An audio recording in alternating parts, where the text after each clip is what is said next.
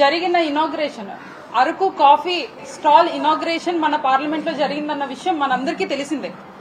అయితే ఈ inauguration function కి స్థానిక అరకు ఎంపీని పిలవకపోవడం బాధాకరం.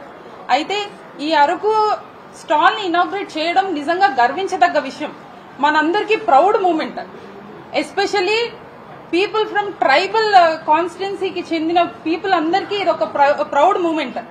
అంతర్జాతీయ ఖ్యాతి కలిగిన అరకు కాఫీ పార్లమెంట్ లో స్టాల్ పెట్టడం నిజంగా గర్వించదగ్గ విషయం. అంత మంచి విషయాన్ని అరకు స్థానిక ఎంపీగా ఉన్న నన్ను ఇన్వైట్ చేయలేదు. కానీ ఈ రోజు నేను ప్రెస్ మీట్ పెట్టి మీ మీడియా ముందుకు రావడానికి గల ప్రధాన కారణం నన్ను ఇన్వైట్ చేయలేదు అన్నది కాదు. ఇన్వైట్ చెయ్యకపోయినా నేను ఫీల్ అవ్వలేదు, బాధపడలేదు, చింతించలేదు. కానీ ఈ ప్రాసెస్ జరుగుతుంది, అరకు కాఫీని పార్లమెంట్ లోకి తీసుకుని వచ్చి పెడతాము అనే ఆలోచన మీకు కలిగిన రోజే అక్కడ మన ఎంపీ ఉన్నారు, మన సమస్యల మీద ఆమె పార్లమెంట్ లో మాట్లాడుతున్నారు, ఆమె వాయిస్ ని వినిపిస్తున్నారు పార్లమెంట్ లో. అలాంటప్పుడు అంత మన కోసం ఫైట్ చేసే ఆమెకి ఒక్కసారి చెప్పాలని అనిపించలేదా అని ఈ ప్రాసెస్ లోని ఒకవేళ గనక నన్ను పిలిచి ఉంటే, లేకపోతే ఒకవేళ గనక నా పార్టిసిపేషన్ గనక ఈ ప్రాసెస్ లో ఎక్కడైనా పెడితే, నాకున్న ఐడియాస్ ఒక 2-3 నేను మీ అందరితో షేర్ చేయాలనుకుంటున్నాను. అందరూ టేస్ట్ చేసిందే, అంతర్జాతీయంగా కూడా అందరికీ తెలిసిందే. అయితే దాని వెనక ఈ రైతులు ఎంత కష్టపడుతున్నారు, చెమటోర్చి కష్టపడి అరకు కాఫీని పండించిన రైతుల్ని, ఒక 10 మంది రైతుల్ని పార్లమెంట్ వరకు తీసుకుని వస్తే ఇక్కడున్న ప్రముఖులందరూ కూడా అరకు కాఫీని టేస్ట్ చేస్తూ ఉంటే, ఆ రైతులు వాళ్ళని చూస్తే వాళ్ళు పడ్డ ఆనందం, వాళ్ళు పడ్డ కష్టం అంతా కూడా అక్కడ సాటిస్ఫాక్షన్ అవుతుంది అని చెప్పి నేను ఈ మీడియా ముఖంగా తెలియజేసుకుంటున్నాను. అదే విధంగా మన అరకు కాఫీ అన్నది not only famous for the Araku coffee, it's famous for other spices, it's famous for pepper, it's famous for turmeric, it's famous for jaggery, it is famous for tamarind. ఇట్లాంటి స్పైసెస్ ఎన్నో ఉన్నాయి. Araku coffee మాత్రమే అరకుకి famous కాదు, Araku famous for all the spices. ఇట్లా ఎన్నో ఉన్నాయి. అట్లాంటివన్నీ కూడా మనం బయటకు తీసుకుని వచ్చి ఇక్కడ పార్లమెంట్ సాక్షిగా ఎంతో మంది ఎంపీలకు కానీ, స్పీకర్లు కానీ, లేకపోతే ఇక్కడ నిన్న పార్టిసిపేట్ చేసిన అందరికీ మనం తెలియజేయవలసిన పరిస్థితి ఉండేది, ఒకవేళ నన్ను కూడా పార్టిసిపేట్ చేయగలిగితే. అదే విధంగా ఈ రోజు నిన్న జరిగిన ప్రోగ్రామ్ లోని అరకుకి ఫేమస్ అయిన దెంసా నృత్యం ఉంది. నిజంగా ఒక 10 మందిని మనం తీసుకుని వచ్చి ఆ నృత్యం కూడా అందరికీ తెలియజేసే వాళ్ళం. ఇట్లాంటివి ఎన్నో ఉన్న అరకుని ఓన్లీ వచ్చి 2-3 వచ్చి ఇప్పుడు నేను రైతుల్ని తీసుకుని రావాలి అనేసి నేను అనుకున్నాను. కానీ పక్కనే ఉన్న ఎంపీని పట్టించుకునే వాళ్ళు రైతులను అంత దూరం నుండి ఎక్కడి నుండి తీసుకొస్తారు, అది నా భ్రమ. కాకపోతే అదే విధంగా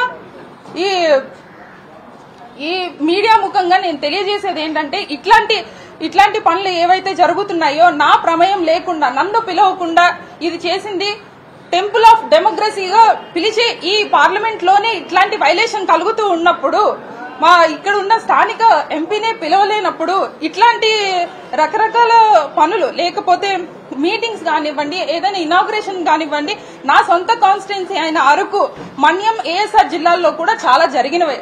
అది ఏదో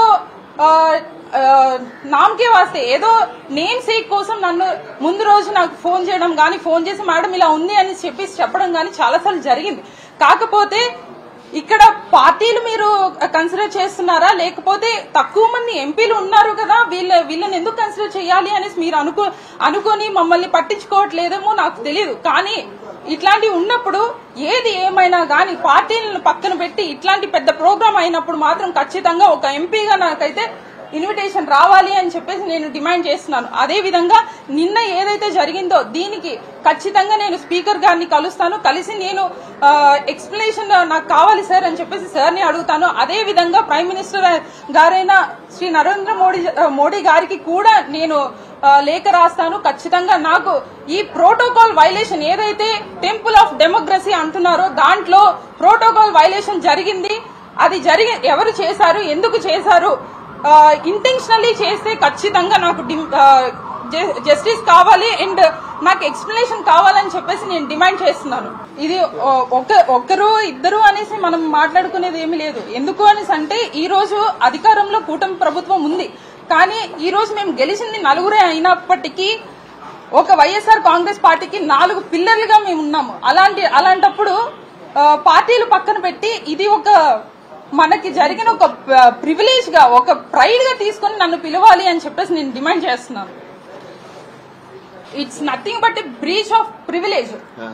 ఇది ఎందుకు అంటే ఒక పవిత్రమైన పార్లమెంట్ లోనే నాకు ప్రోటోకాల్ పాటించట్లేదు, ఒక ప్రోటోకాల్ వైలేషన్ అయ్యింది అని అంటే రేపు పొద్దున నేను కాన్స్టిట్యున్సీకి మళ్ళీ తిరిగి వెళ్ళినప్పుడు కూడా అక్కడే జరిగిన మనిషికి అక్కడేం జరుగుతుంది అని చెప్పేసి నేను ప్రశ్నిస్తున్నాను. ఇదే విధంగా కొనసాగితే మాత్రం ఖచ్చితంగా నేను I demand for an explanation, ఎందుకు ఈ విధంగా జరిగింది అని చెప్పేసి నేను ప్రశ్నిస్తున్నాను. వాళ్ళు నోటీస్ చేసినా చెయ్యకపోయినా అంటే ఇప్పుడు ఎక్కడో ఏపీలో ఉన్న మినిస్టర్లు కానివ్వండి, లేకపోతే అఫీషియల్స్ కానివ్వండి, అంత దూరం నుండి వచ్చినప్పుడు పక్కనే ఉన్న ఎంపీ కనిపించలేదా వాళ్ళకి? నేను ఇప్పుడు ఒక 10 మంది రైతులు వచ్చి వాళ్ళు పండించిన కాఫీని అందరికీ రుచి చూస్తున్నప్పుడు వాళ్ళ కళ్ళలో కలిగిన ఆనందాన్ని గురించి నేను మాట్లాడుతూ ఉంటే కనీసం పక్కనున్న ఎంపీని కూడా పట్టించుకోలేని పరిస్థితి ఉంది ఈ రోజు.